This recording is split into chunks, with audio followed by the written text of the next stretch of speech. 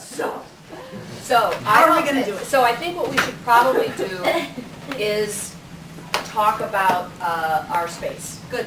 Okay, so we want to talk about our space. Usually ready? Come on, let's talk about our space. So We've been having fun. it looks on this ground plan like there's nothing there, but it's a tricky one. That would be a lie.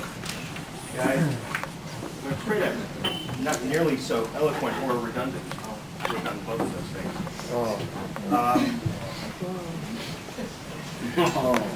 This is, I don't really have too much to say. It's That's pretty. very simple.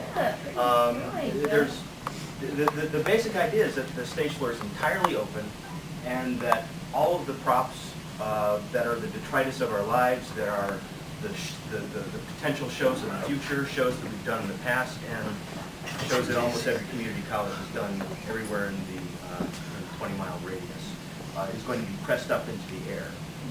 So the entire ceiling is going to be lowered by a new ceiling of props and furniture about 14 and a half feet off the ground, filling the entire room.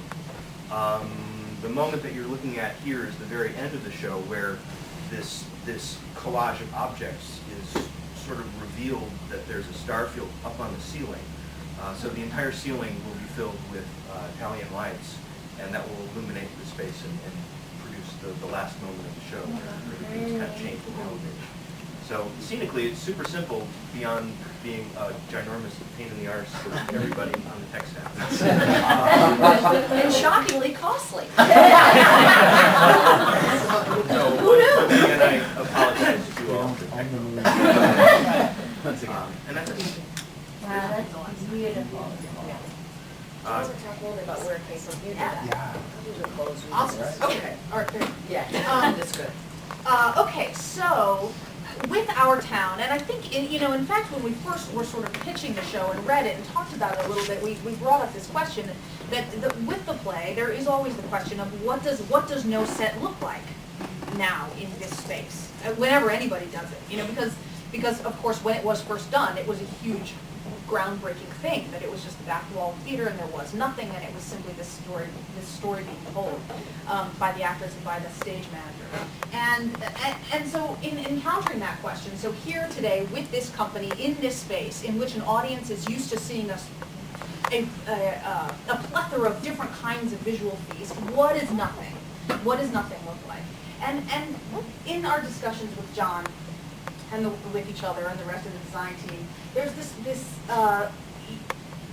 feeling of the kind of empty space left in the theater when the set's down, when the props are gone, when everything is out of there, and the kind of the liminal space in between the shows, when it's a blank canvas, when you can do anything in there, but there is kind of the theater storage. So this image of the theater storage.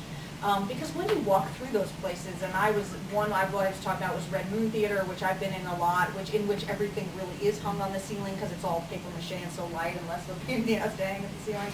But there is also the Moby Dick harpooner's mask smashed up next to the one that I got this hot glue burn putting the hair on, and there's just like all the ghosts, right? The ghosts of what happens in the theater all kind of smushed into this area where they're alive but not alive, this haunted space. And that haunting, where our death haunts our lives, and our life haunts our death, and the moment of being really alive is only felt that way because it's surrounded by death, in Emily's last moment. And so it was this idea of sort of acknowledging the theater company, and really having stuff up there, if it's not exactly what was used in a certain show. And I don't think we want the audience to have the experience of like, oh, I remember that. It's not a game to pick things out, but yet that sense of stuff should feel like, look at everything that's been done in this room. Look at everything that's been done by this group of people up to this point.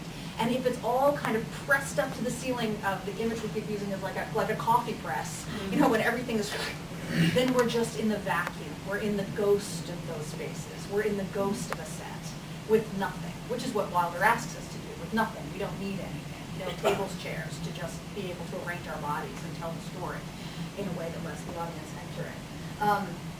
So that idea of the theater storage, and then, once it's up there, Well, let me also say, then of course that's our real life too, right? There's the crazy haunted thing of objects. That's like, I'm so much more important than this cup of coffee. But if the ice falls on me downstairs off the roof of the Hancock building, you know, and I'm killed, this thing is still sitting around. And so that it's like they, in a way, like all this stuff has the last laugh because, you know, it's invulnerable in a way that none of us with our incredibly important lives are. And the whole estate sales, things, they're, you know, the thing when you go in the alley and find somebody's snapshots that have just been dumped in the trash can because now those people are dead. And that is also the image of the stuff left behind.